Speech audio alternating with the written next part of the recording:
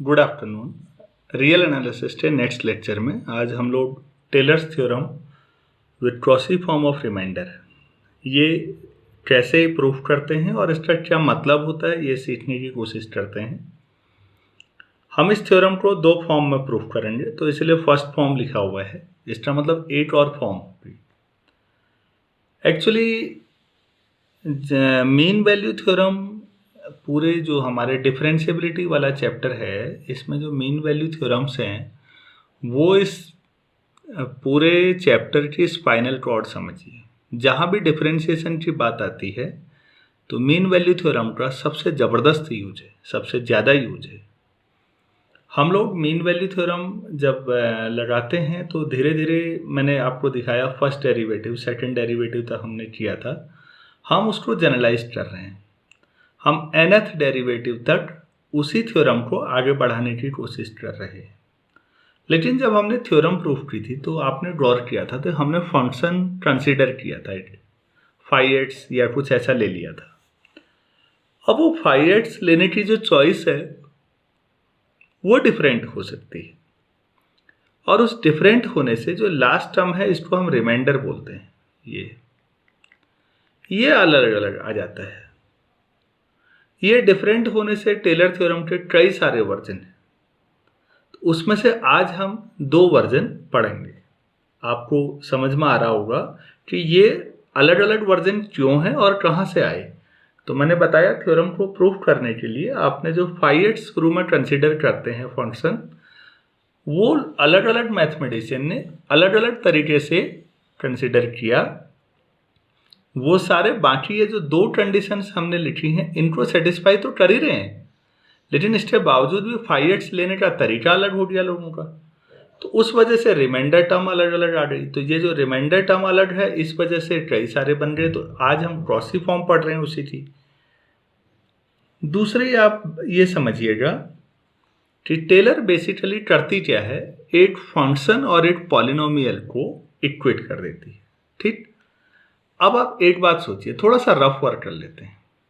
हम लोगों ने ये पढ़ा है sin x equal to x minus X cube upon factorial 3 plus X to the power 5 upon factorial 5 minus x to the power 7 upon factorial 7 plus and so on. ठीक है, अब अगर कोई ये कहे कि देखिए मैं इसने में हाथ लगा देता हूं, ये एक पॉलिनोमियल है, इस पॉलिनोमियल में और साइन एक्स में जो डिफरेंस है वो कितना है, तो आप कहेंगे कि हाँ डिफरेंस कुछ होगा। आप उस डिफरेंस को एरर बोल सकते हैं। अब सोचिए तो इसमें और इसमें जो डिफरेंस होगा वो पहले के मुकाबले थोड़ा कम होगा, मतलब एरर थोड़ी कम होगी। अब सोचिए तो अब एरर थोड़ा और कम होगी। अरे भाई, जो एरर है वो कम करते जा रहे हो, वो एरर टेंडिंग टू जीरो ही कर देते तो दोनों बराबर हो जाएंगे। ऐसा कब होगा, ये भी आपको ये थ्योरम टेलर थ्योरम समझाती है। अगर जिस समय आपके पास ये जो है एन टेंडिंग टू इन्फिनिटी में ये जीरो आ जाते हैं रिमाइंडर, कब एन टेंडिंग टू जीरो, तो ये जो पॉलिनोमियल थी ये पावर सीरीज में कन्वर्ट हो जाती है। पॉलिनोमियल्स फाइनाइट डिग्री की होती हैं। आप कहते हैं ना कि पॉलिनोमियल ऑफ डिग्री एन, मतलब एन जो भी लें आप, लेकिन पॉलिनोमियल इनफाइनाइटली ऐसे आगे नहीं बढ़ सकती। ऐसे तभी लिखा जा सकता है जब ये सीरीज कन्वर्जेंट क्या हो, कन्वर्जेंट हो, मतलब इसका सम फाइनाइट आता हो। और अब इतना निकालना आपके लिए मुश्किल होगा, तो आप क्या करेंगे कि ये ऐसे एक्सपेंशन तब वैलिड है जब ये रिमाइंडर वाली टर्म टेंडिंग टू ये जीरो हो जाए। जब एन टेंडिंग टू इन्फिनिटी हो, तब ये दोनों बराबर आएंगे। तब इन दोनों में जो एरर है, दोनों का जो डिफरेंस है वो that will be tending to zero हो जाएगा। तब लगभग दोनों बराबर हो जाते हैं। उम्मीद है थोड़ा सा हिंट देने की कोशिश की थी आपको मैंने, हो सकता है समझ में आ गया हो। अगर आपको नहीं आया है तो प्लीज़ आप मुझे कमेंट में ज़रूर बताइएगा कि आपको ये समझ में नहीं आया है। ठीक है, चलिए हम शुरू करते हैं। मैं शुरू करने से पहले एक चीज़ और कहना चाहूँगा। यहाँ पर जो हम प्रूफ करने जा रहे हैं ये थोड़े मैथमेटिकल लंबे हैं, क्योंकि nth डेरिवेटिव तक की बात कर रहे हैं तो थोड़ा सा लंबे प्रूफ है। और इनका प्लस पॉइंट ये है कि ये बहुत आसान है, कैलकुलेशन लंबी जाती है। ये माइनस पॉइंट है और प्लस पॉइंट क्या है कि ये समझने के स्तर पे बिल्कुल भी डिफिकल्ट नहीं है। आपको एक प्रूफ के बाद आपको लगेगा सब तो एक जैसे ही हो रहे हैं, कोई ऐसी दिक्कत नहीं है। उम्मीद करता हूँ आपको समझ में आ रहा होगा यहाँ तक। तो मैं आपको एक फंक्शन कंसीडर कर लेता हूँ। Let us consider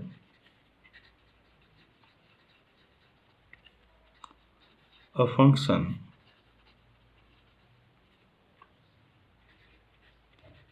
phi x equal to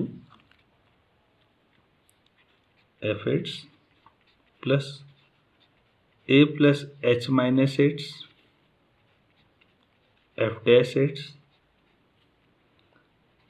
a plus h minus x whole square upon factorial 2 f double dash x. उम्मीद है आपको पैटर्न समझ में आ रहा होगा, ऐसे करते रहिए। a plus H minus x to the power upon n minus one factorial f n minus one. यहाँ पर f n माइनस वन का मतलब f को n माइनस वन पर ऑपरेट नहीं किया गया है, डिफरेंशिएट किया गया है। आप ध्यान दीजिए, फंक्शंस की थ्योरी में कई बार एफ स्क्वायर एफ क्यूब का मतलब क्या होता है कि एफ ऑपरेशन एफ। तो यहाँ पर क्या है, एफ एन माइनस वन बार कंपोजिट फंक्शन नहीं है, तो फिर क्या है, F N minus one derivative है। क्या है, डेरिवेटिव। हम लोगों ने ये ले रखा है F N minus one x plus जो लास्ट टर्म है वो आपको हर बार अलग दिखेगा। तो हम लोग यहां पर ले लेते हैं a plus H minus x times capital A. अब कैपिटल ए तो हमें पता ही नहीं है कि ये क्या है, तो हम फिर वही कहेंगे हमेशा की तरह कि this is an arbitrary constant and which can be determined by phi A equal to phi A plus H, ताकि हमारे पास रॉलीज बन सके हमेशा, where A is arbitrary constant and can be determined by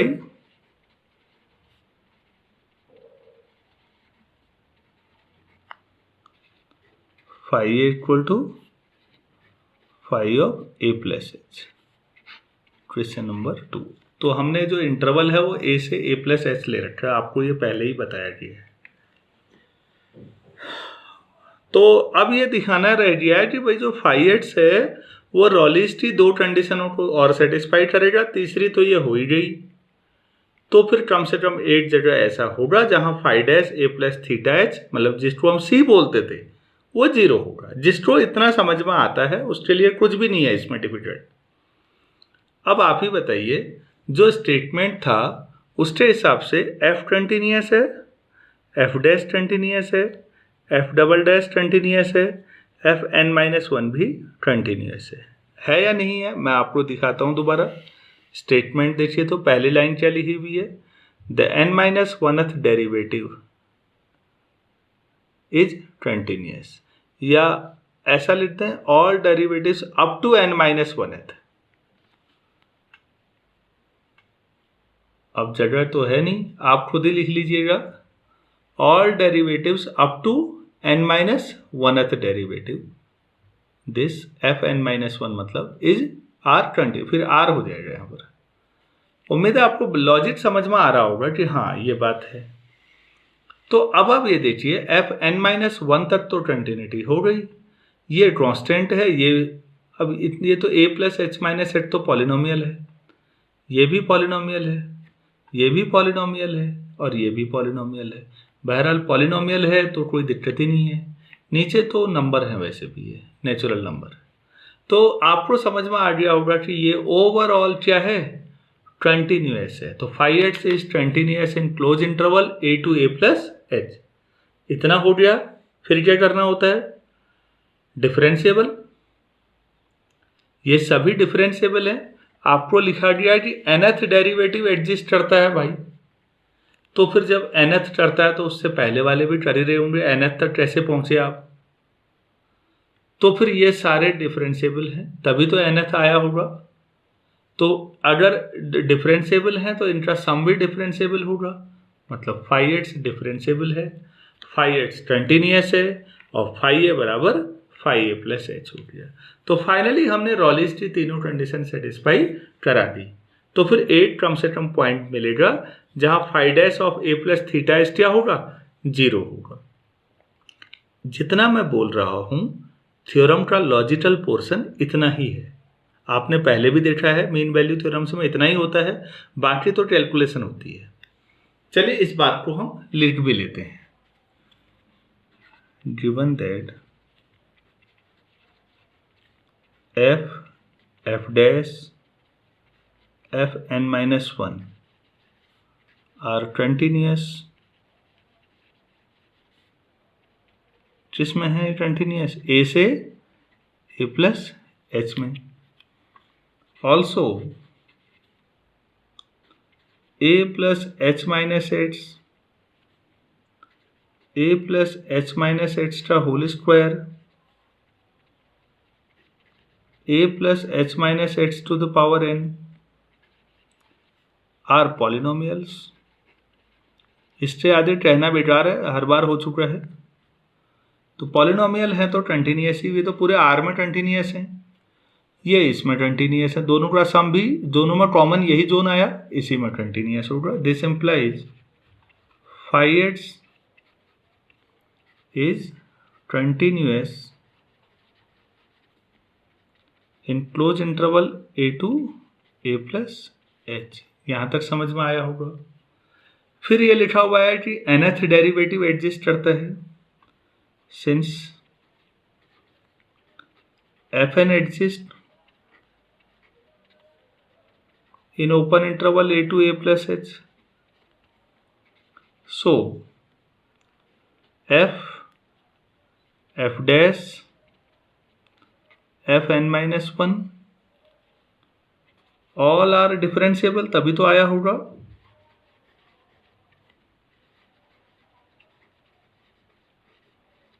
ये सब डिफरेंशिएबल हैं और बाकी ये तो पॉलिनोमियल है ही, तो इसके बारे में कहना बेकार है।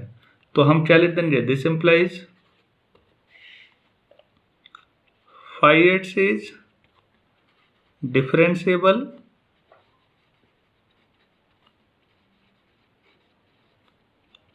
इन open interval a to a plus h। तो 5x डिफरेंशिएबल हो गया, 5x कंटिन्यूस हो गया, 5a इक्वल टू 5b हो गया, ये 5a प्लस h। तो आप क्या लिखेंगे, सो 5x satisfies all the conditions of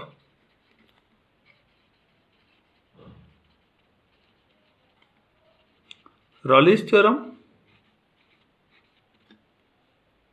रॉलिस हो गया, जगह बचाने के लिए मैं थ्योरम लिख ही नहीं रहा हूं। सो देयर मस्ट एग्जिस्ट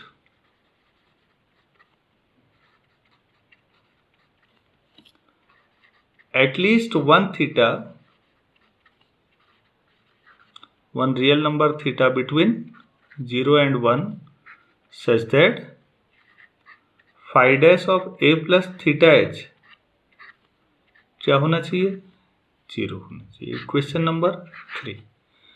तो हर मीन वैल्यू थ्योरम की तरह हमने भी जितना लॉजिकल डिस्कशन करना था कर लिया, अब केवल कैलकुलेशन है।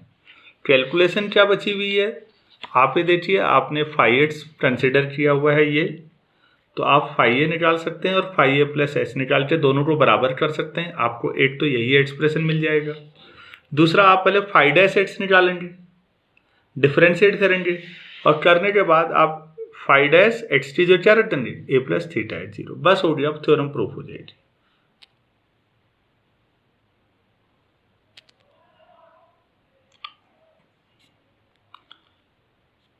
तो अब आप ये देखिए, इक्वेशन 1 और 2, तो आपके पास फाई ए कितना आ जाएगा, एच टी जो ए रखिए, एफ ए प्लस, तो एफ ए प्लस एच टी जो ए रखा है तो H F dash A plus H square upon factorial two F double dash A plus H to the power n minus one upon n minus one factorial F derivative n minus one times of A plus H A, आपको ये मिल जाएगा। And अगर आप phi of A plus H निकालेंगे तो हमने लिया ही ऐसा है कि ए प्लस एच ही जो से बाकी सारी टर्म जीरो हो जाएं, केवल क्या बचेगा, पहली टर्म एफ ऑफ, ये तो आप जब खुद करेंगे समझ में आ जाएगा, बाकी लिए ही इस तरह से दिए हैं कि सब जीरो आ जाएं। तो फिर आप दोनों को बराबर करने का मतलब दिस इम्प्लाइज आपके पास f of A plus h equal to f A plus H F dash A plus H square by factorial two F double dash A plus and so on h to the power n minus one upon n minus one factorial f n minus one a plus H a, equation number 4। तो इस पूरे result में हमारी भाई एक ही कमी है अब कि हमें ए नहीं पता, बाकी सब हमने निकाल दिया। अभी उसके लिए हमारे पास एक और कंडीशन बची हुई है फाई डैश वाली, तो पहले हमें डिफरेंशिएट करना पड़ेगा। तो differentiating equation 1 with respect to its, we get phi dash x equal to कितना आएगा, तो हम इसे डिफरेंशिएट करते हैं f dash x plus a plus H minus x f double dash x, और इसका करेंगे तो minus of f dash x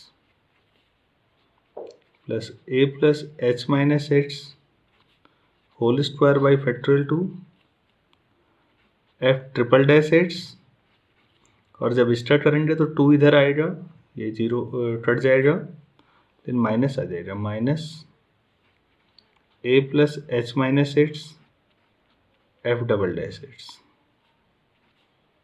plus and so on. आप ये देख रहे हैं इसको इससे कैंसिल होने की व्यवस्था हो रही है, ये इससे कैंसिल हो जाएगा, ये जो आ रहा है ये नेट से कैंसिल हो जाएगा, इस तरह से चलता रहेगा। प्लस जो आपके पास लास्ट में चल रही टर्म वो a plus H minus x n minus one upon factorial of n minus one f n x minus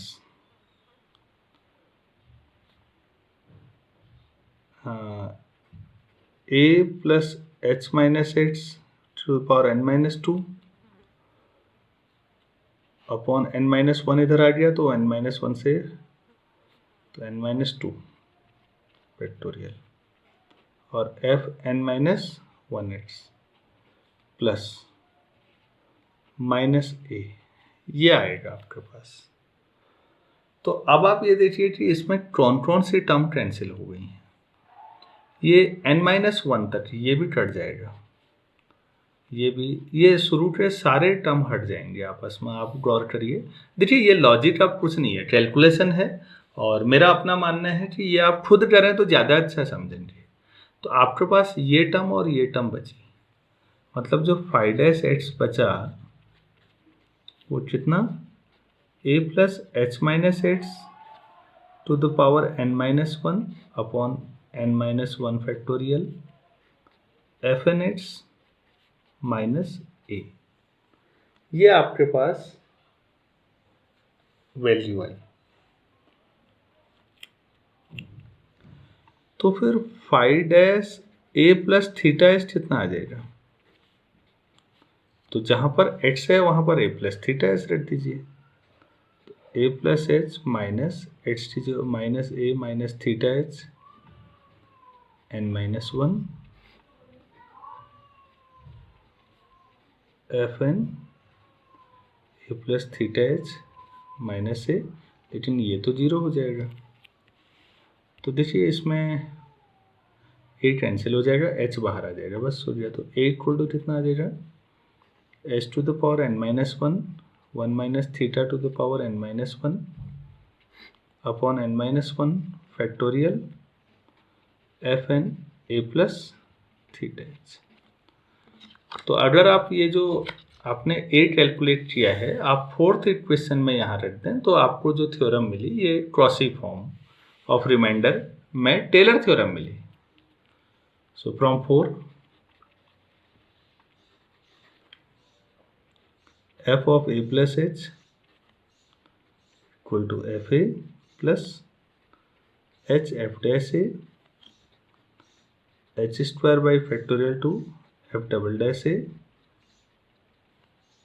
plus h n minus 1 upon n minus 1 factorial f n minus 1 a, और जो reminder term है last में वो H A है, तो ये हो जाएगा H to the power n one minus theta to the power N minus one upon N minus one factorial और f N A plus theta H. तो ये थ्योरम प्रूफ हो गई। तो थ्योरम प्रूफ करना इसमें कुछ भी ऐसा काम नहीं है, कैलकुलेशन है और बाकी लॉजिक उतना ही है जितना किसी मीन वैल्यू थ्योरम को प्रूफ करने में हमें लगाना था। केवल एक इनिशियल आपको फंक्शन कंसीडर करना है, वो हर बार थोड़ा सा डिफरेंट होगा लास्ट टर्म में, बाकी भी वैसे ही होना है। केवल लास्ट टर्म का जो डिफरेंस है वो आपको डिफरेंट फॉर्म देगा। तो ये क्रॉसी फॉर्म ऑफ रिमाइंडर था। उम्मीद है आपको समझ में आ गया होगा, इसमें ऐसा कोई भी डिफिकल्ट पोर्शन नहीं है। चलिए हम इसकी सेकंड फॉर्म देखते हैं। तो नेक्स्ट आप देखिए टेलर थ्योरम फिर है, इस बार लैग्रेंजेस फॉर्म ऑफ रिमाइंडर है। तो आप स्टेटमेंट देखेंगे, जब थ्योरम टेलर थ्योरम ही है तो स्टेटमेंट दोनों ही सेम होंगे, और केवल आपको जो अंतर दिखेगा वो यहाँ पर दिख रहा होगा। पिछले वाले में यहाँ कुछ अलग था, अभी यहाँ कुछ अलग है। और ये अंतर क्यों आया है रिमाइंडर में, मैंने आपको बताया था फंक्शन कंसीडर करने की जो आज़ादी हमें है ना, उसकी वजह से। तो पिछले वाले में हमने फंक्शन कंसीडर जो किया था, फाइव एक्स इक्वल टू क्या ले लिया था, f x plus a plus H minus x f dash x plus a plus H minus x whole square upon factorial 2 f double dash x plus and so on a plus h minus x n minus 1 upon n minus 1 factorial f n minus 1x plus a plus h minus x। ये था पिछले में, इस बार यहाँ power n कर दीजिए। इसमें केवल और केवल जो अंतर है वो यहाँ पर है। पिछले में n 1 था, यहाँ पर 1 था, मतलब केवल a times a plus H minus H से है, यहाँ पर a plus H minus H से इंटू n है, और कोई अंतर नहीं है कहीं पर भी। तो इसकी वजह से जो डिफरेंस होगा वो केवल रिमाइंडर में आएगा बस लास्ट में। बाकी लॉजिक वही है, अभी भी रटा हुआ हम वही लिखेंगे, where a is arbitrary constant and can be determined by phi equal to phi of a plus H. फिर आप ये बताएंगे कि ये सारे फंक्शन तो डिफरेंशिएबल थे तो कंटिन्यूस हैं, ये बाकी पॉलिनोमियल हैं ये भी कंटिन्यूस हैं, तो ओवरऑल फाई एक्स कंटिन्यूस है, फाई एक्स डिफरेंशिएबल है, तो कहीं ना कहीं 8 थीटा जरूर मिलेगा जहाँ फाई डैश ए प्लस थीटा एच 0 है। मतलब पूरा का पूरा प्रूफ डिट्टो वही है जो आपने पहले किया है, और जब कैलकुलेशन करेंगे तो लास्ट टर्म अपने आप ए जो है वो अपने आप इतना आ जाएगा। मैं इसे अब प्रूफ नहीं करूँगा, मुझे लगता है आपको खुद थोड़ा सा करना चाहिए। तो क्रॉसी फॉर्म में यहाँ पर a into A plus H minus H था, लैग्रेंज फॉर्म में यहाँ n कर दिया है। इसके अलावा भी फॉर्म है, स्लॉमिल्च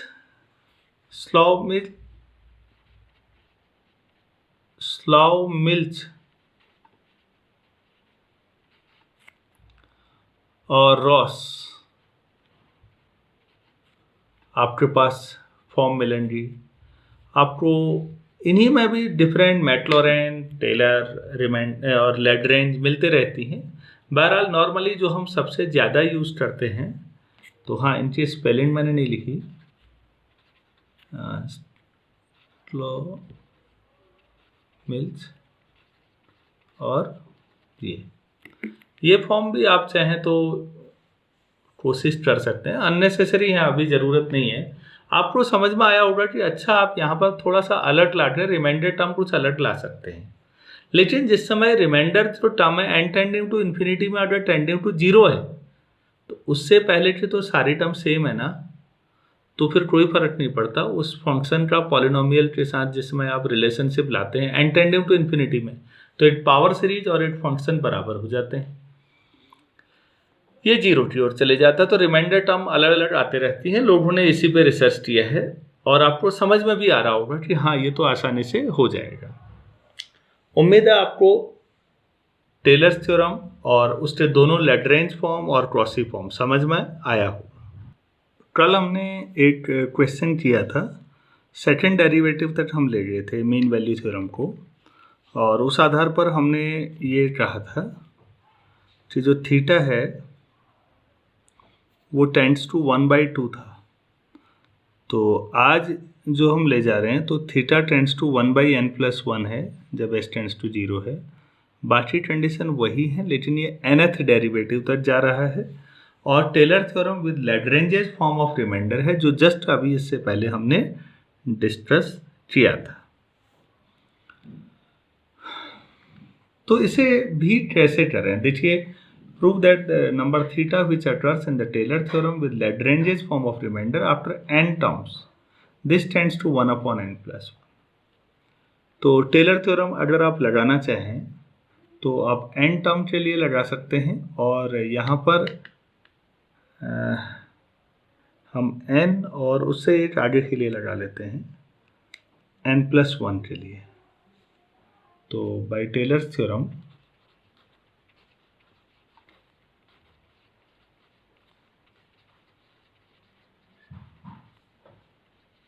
with Lagrange's form of remainder,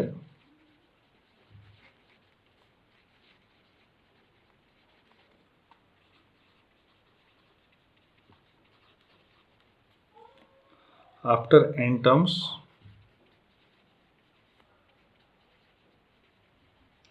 and n+1 terms successively,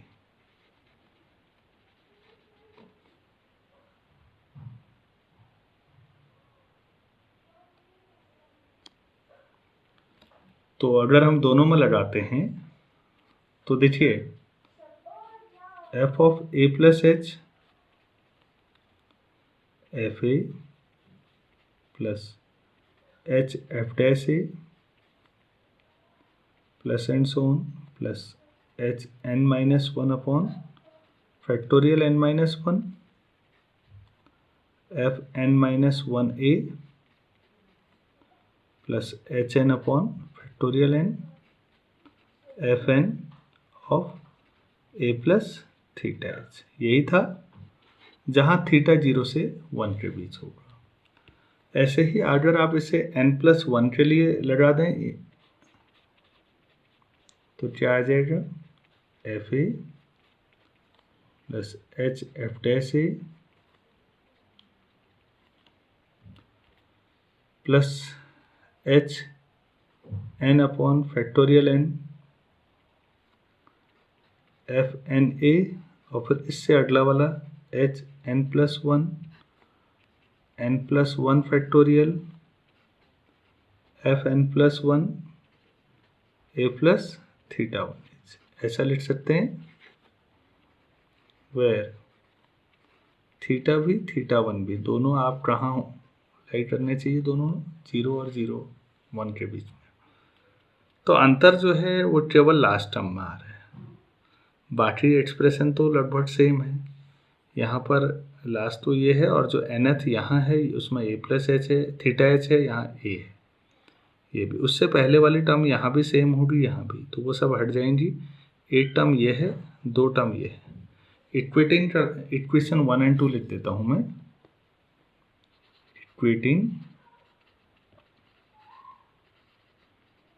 equation 1 और 2 वी गेट, तो हमारे पास दोनों को इक्वेट करके ये आ गया है। तो h to the power n और फैक्टोरियल n तो सभी से कैंसिल हो जाएगा, तो ये हो जाएगा F N A plus theta H, यहाँ भी कैंसिल हो जाएगा, मैं एफ इसको इधर ले आता हूँ, F N A equal to यहाँ 8h बचेगा, यहाँ केवल n+1 बचेगा, एफ एन प्लस 1 ए प्लस थीटा 1h। अब यहाँ फिर मीन वैल्यू थ्योरम लगाइए, again using mean value theorem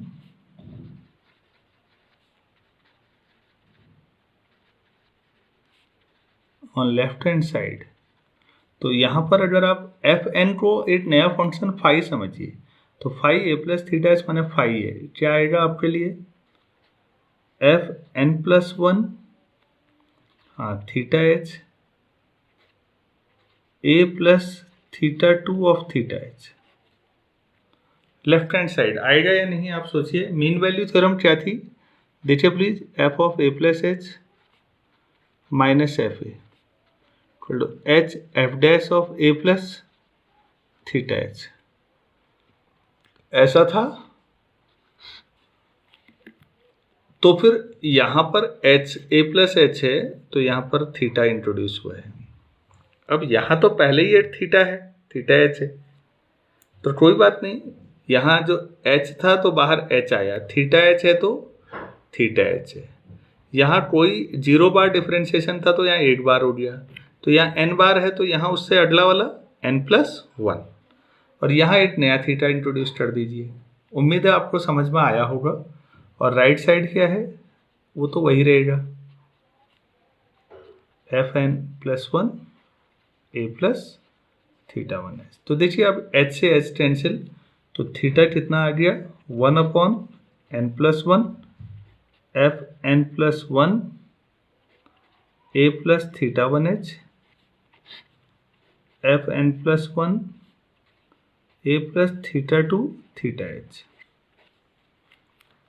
तो फिर आप खुद ही बताइए, यहाँ पर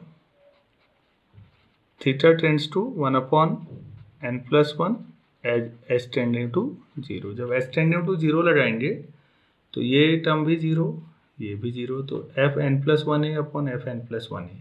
और आपने पहले ही कहा था कि ये जो डेरिवेटिव है ए पर नॉन जीरो है, वो कल भी बात थी, सेकेंड डेरिवेटिव ए पर नॉन जीरो था तो 1/2 आया था, आज इन जनरल n+1 आया है। उम्मीद है आपको यहाँ तक चीज़ें सारी समझ में आ गई होंगी। आपके बीएससी जो यूनिवर्सिटी एग्जाम्स के हिसाब से अगर मैं बात करूँ तो मैंने लगभग सारे टॉपिक्स कवर किए हैं और आपको क्वेश्चंस भी पर्याप्त करा दिए हैं। आप पुराने क्वेश्चंस देखिएगा, आपके सारे इन्हीं चीज़ों में से आएंगे। मैं जो अगला एक छोटा सा कंसेप्ट लेना चाह रहा हूँ, वो आप अगर कभी सोचना चाहें तो वो आपकी इच्छा है। एक महान जर्मन मैथमेटिशियन रहे हैं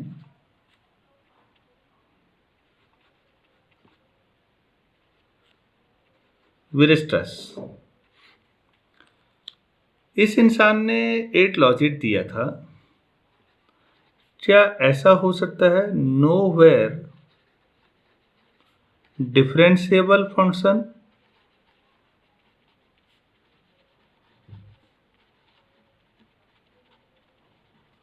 बट एवरीवेयर कंटिन्यूअस।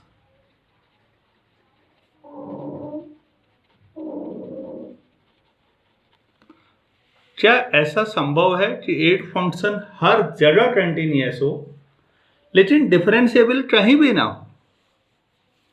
तो थोड़ा सा आप वीडियो पॉज करके खुद सोचिएगा। पहले मैं आपको बताता हूँ।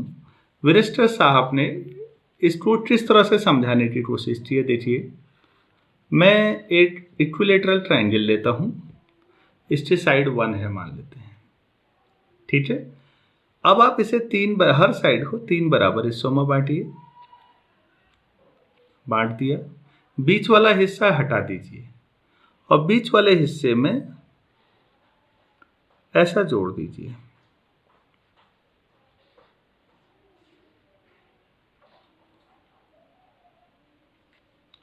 बहुत अच्छी ड्राइंग नहीं है मेरी, तो कंसेप्ट पे जाइएगा, ड्राइंग पे नहीं।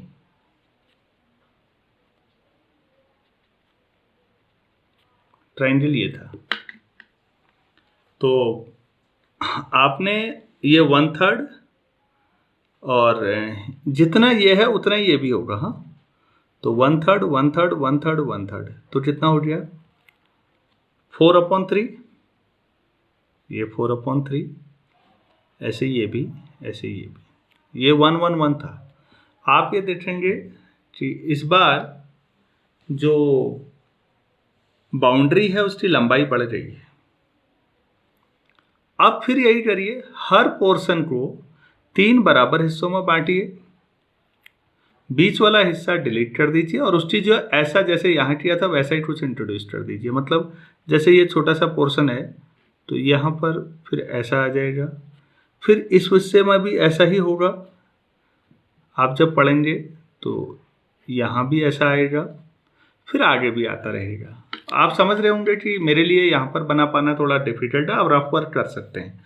हर साइड में बीच वाला हिस्सा डिलीट करिए और ऐसे बनाते जाइए। आप इसे बनाते जाएंगे तो आप देख रहे हैं शार्प एजेज, यहाँ पर 3 शार्प एजेस थे, 3 जगह फंक्शन डिफरेंशिएबल नहीं था, यहाँ बढ़ गए पॉइंट्स। आप देख रहे हैं शार्प एज बहुत हैं, यहाँ और ज़्यादा बढ़ जाएंगे। और जब आप इसे लगातार कंटिन्यूसली इंडेफिनेटली करते जाएंगे तो ये जो बनेगा ये फंक्शन नोवेयर डिफरेंशिएबल होगा, एवरीवेयर कंटिन्यूअस होगा। और हैरानी की बात ये है, ध्यान से सुनिएगा, ये एक ऐसा फंक्शन होगा, एक ऐसा कर्व बनेगा, क्लोज कर्व, जिसका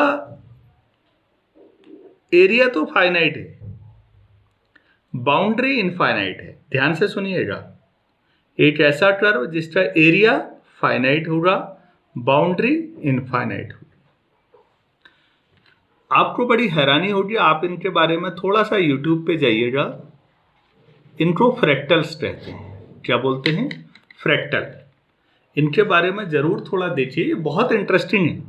आज तो जो हायर स्टडी है वो रिसर्च का एक बहुत फेमस टॉपिक है, ये फ्रैक्टल्स पे स्टडी। जिन लोगों ने लीनियर अलजेब्रा पढ़ी है वो ये थोड़ा बहुत जानते होंगे वेक्टर स्पेस और उसके डायमेंशन के बारे में। जब इस तरह के स्पेस हम स्टडी करेंगे तो इनके जो डायमेंशन होंगे वो फ्रैक्शंस में आते हैं। कैसे आएंगे? फ्रैक्शंस में। आज तक आपने डायमेंशन पढ़े होंगे नेचुरल नंबर में, 1 dimensional, 2 dimensional, 3 dimensional, n dimensional linear space, vector space, और इनके डायमेंशन आते हैं फ्रैक्शन में, इसीलिए इन्हें नाम देते हैं फ्रैक्टल्स। ये अपने आप में एक बहुत शानदार ब्रांच है। ये मुझे आपके लिए लगता है लास्ट में कि थोड़ा सा इसे देखिएगा ज़रूर, गूगल पे जाइए, यूट्यूब पे जाइए, आपको फ्यूचर में इस पर फील्ड मिल सकता है। और ये one of the best field है रिसर्च के लिए भी, जानने और समझने के लिए भी। 2 छोटे छोटे सवाल तो यही मिल गए कि एक ऐसा फंक्शन जो एवरीवेयर कंटिन्यूअस हो लेकिन नोवेयर डिफरेंशिएबल हो, दूसरा एक ऐसा क्लोज कर्व जिसका एरिया तो फाइनाइट है, बाउंड्री इनफाइनाइट है। प्लीज़ आप इस पे ज़रूर जाइएगा। मैं आज डिफरेंशिएबिलिटी अब कंक्लूड कर रहा हूँ। नेक्स्ट लेक्चर से हम रीमान इंटीग्रेशन पे जाएंगे। तो यहाँ तक जितना हो सकता है मेंटेन करने की कोशिश करिए। सीखने से ज़्यादा मुश्किल है मेंटेन करना। रीमान क्या है, और रीमान अपने आप में बहुत इंपॉर्टेंट चैप्टर माना जाता है। तो नेक्स्ट लेक्चर में उसे सीखते हैं। Thank you.